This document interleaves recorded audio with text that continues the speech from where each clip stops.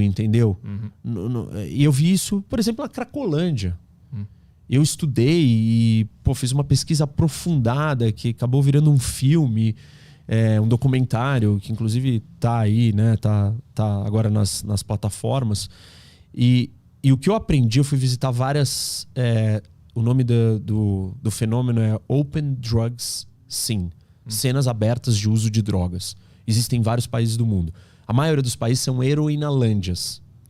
E eu fui estudar como que na Suíça eles resolveram a maior heroinalândia, uma das maiores que já existiu no mundo, em Zurique, num parque que chama Needle Park, Parque das Agulhas.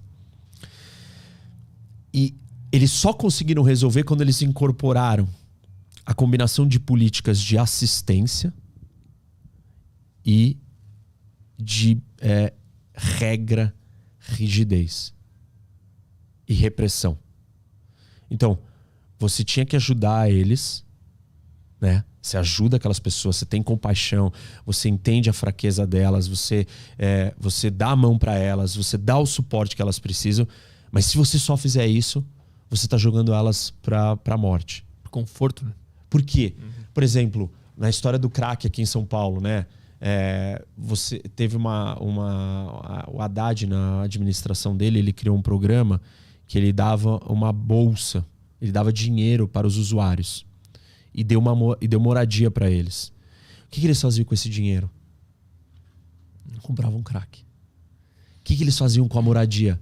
Pô, agora eu tenho um lugar perfeito para eu ficar consumindo crack o dia inteiro aqui dentro, e virava grandes, assim, cara, depósitos de lixo, lugares horríveis, horripilantes internamente. Porque você só deu assistência. Você precisa trazer alguma ordem. Essa pessoa perdeu a noção de ordem na vida dela.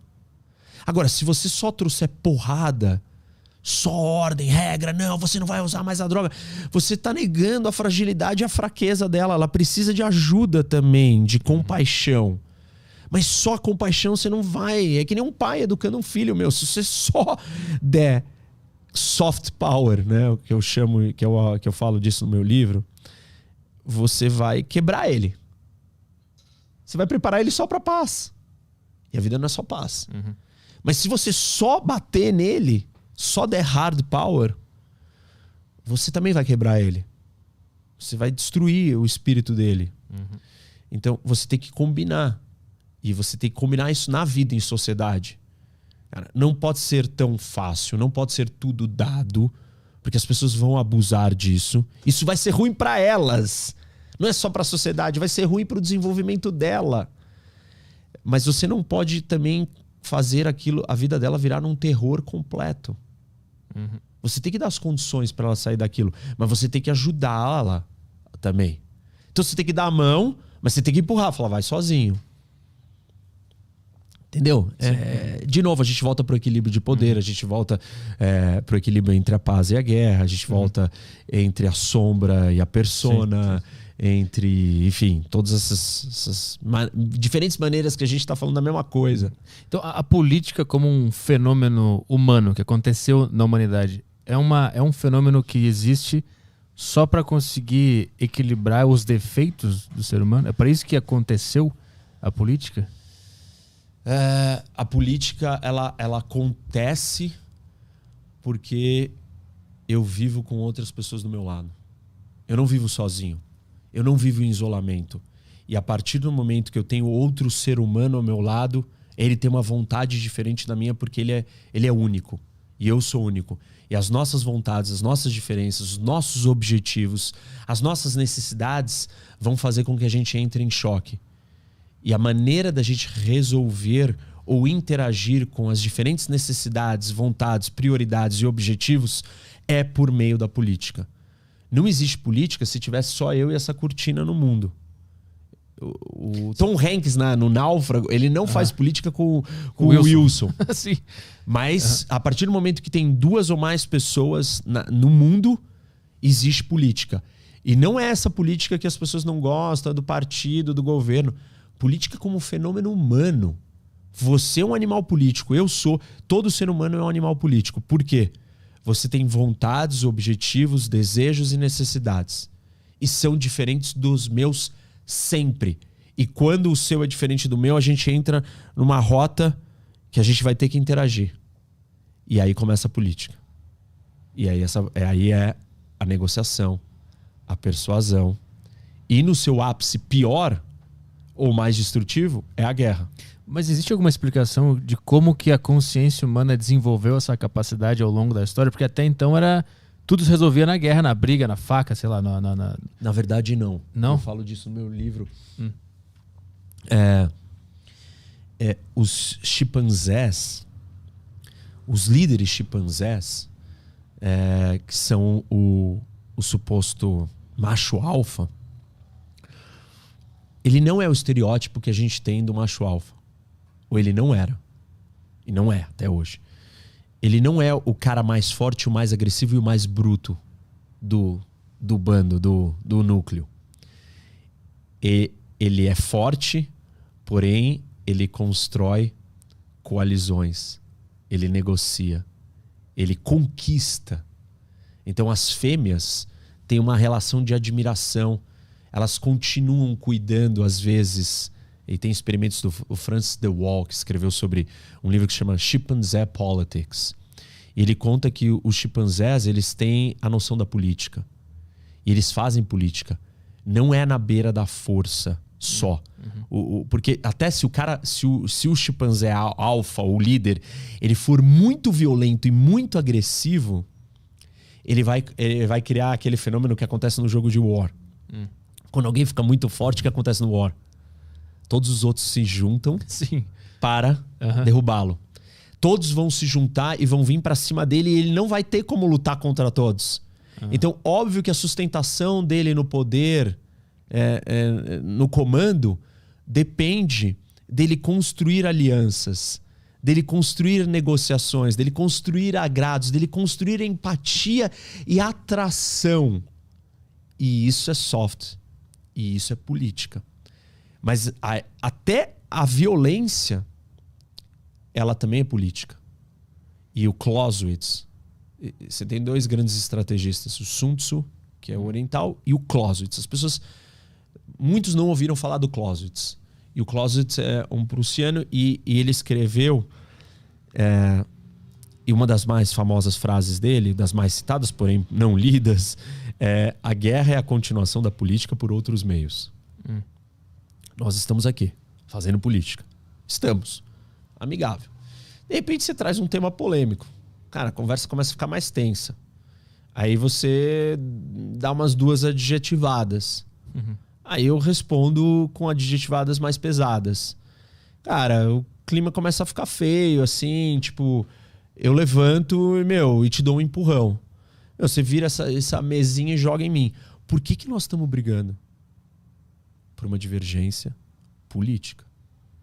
Mas não política de ideologia. O que é a sua política? A sua política é quem você é, o que você acredita. O que o Arthur acredita? O que você quer da vida? Por que nós começamos a brigar? Você trouxe um tema polêmico que você acredita de uma coisa e eu acredito na oposta. É a sua política individual. Todos nós temos a nossa política. Não o que nós fazemos, o que nós acreditamos, quais são os nossos valores, as nossas crenças, os nossos objetivos, as nossas prioridades. A sua prioridade é a sua política. A sua prioridade profissional é que isso daqui dê certo. Essa não é a minha prioridade profissional. Então, tipo assim, nós temos uma divergência porque a sua política é diferente da minha profissional. E aí tem um conjunto de todas as suas políticas, de todas as áreas da sua vida, que vão ser a política do Arthur. E a política do Arthur é diferente da do Reni. E aí nós vamos começar a conversar sobre as nossas divergências. Essa conversa pode seguir um caminho de negociação, de convivência, ou de coisas incomuns que satisfaçam a nossa interação, ou pode haver divergência. E essa divergência pode descambar e virar uma violência. Mas a violência começou por uma razão política. Nenhuma guerra não tem razão política. Todas as guerras têm um fim político. Mas um fim e um começo. A violência não entra quando eu tenho medo que a tua visão seja melhor que a minha.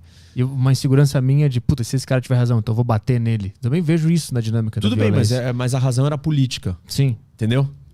Mas ela descambou para um lado mais psicológico interno. É que, na verdade, o gatilho interno foi psicológico, mas a divergência ela é política. Entendeu? A divergência é política. Por que a divergência é política? Porque você pensa uma coisa, eu penso outra. E aí, nesse processo de eu pensar uma coisa, você pensar outra, aí você olha pra mim e começa a pensar assim, cara, e se ele tiver certo, aí ferrou, porque isso vai me abalar internamente, tudo que eu construí até hoje era fundamentado nisso que eu tô acreditando. Talvez isso inconsciente. Se for consciente, já é bem evoluído. Sim. Você tá percebendo tudo isso. E aí, inconsciente, você tá pensando tudo isso. Você não sabe, então, por isso que é inconsciente. E aí você começa a ficar com medo, porque você vai perder o seu chão. Você vai perder a base de tudo que você é, de tudo que você construiu. E você perder a base de tudo que você é um lugar assustador. E ninguém quer estar nesse lugar. Então você vai, cara, segurar. Você vai segurar assim a sua verdade e vai falar: não destrói ela. Isso, não destrói ela. O que está acontecendo internamente em você é psicológico e emocional. Mas ele está acontecendo porque você tem uma visão política diferente da minha. Entendeu? Sim, mas a violência ela só existe se o cara não estiver se controlando psicologicamente. Esse gatilho, mas então pode ser outro gatilho, que é assim, que não é que eu tô com medo de perder. Eu realmente acho que a sua tá errada. Sim, mas eu acho que você tá errado. Aí eu vou te bater porque tu tá errado? Porque você começa a ameaçar de trazer a sua visão pra dentro da minha vida. Entendeu? Mas aí o cara fica agressivo porque ele tem medo que a outra visão realmente seja não melhor. Seja certa, pode ser que não seja melhor ou pior. Pode ser que ela seja imposta. Ele tem medo que você vai impor ela. Ah, tá. Aí eu entendo Sim, a imposição. Isso. Sim. Que tipo, você vai trazer e vai falar assim, cara, você vai ter que vir aqui todo dia, sentar aqui dentro dessa sala, nesse podcast. O seu trabalho vai ser esse. Eu falo, não. Sim. Não. Aí você fala, não, você vai. Aliás, você tá trancado aqui dentro. Aí eu tô trancado uma ova, te joga essa cadeira. Mas aí é um cenário muito específico, porque eu vejo que a violência política hoje entre Lula e Bolsonaro, os dois grupos, ele se baseia muito mais nesse medo de que o meu chão suma do nada, do que esse medo de imposição de alguma coisa. Sim e não. Tem várias discussões de costumes. Também é verdade. Que todo mundo tem medo que elas sejam trazidas. Discussões sobre homossexualidade. Vão promover isso. Tipo, isso é um medo de que, a sua visão de mundo ela seja mudada. E você não quer que ela mude. Isso é a sua política. Isso é a política. Política é crenças, política é valores, política é ideais, política é jeito de ver o mundo. Eu não acho que a minha mulher pode usar tal roupa. Isso é a sua política. Isso é uma visão política.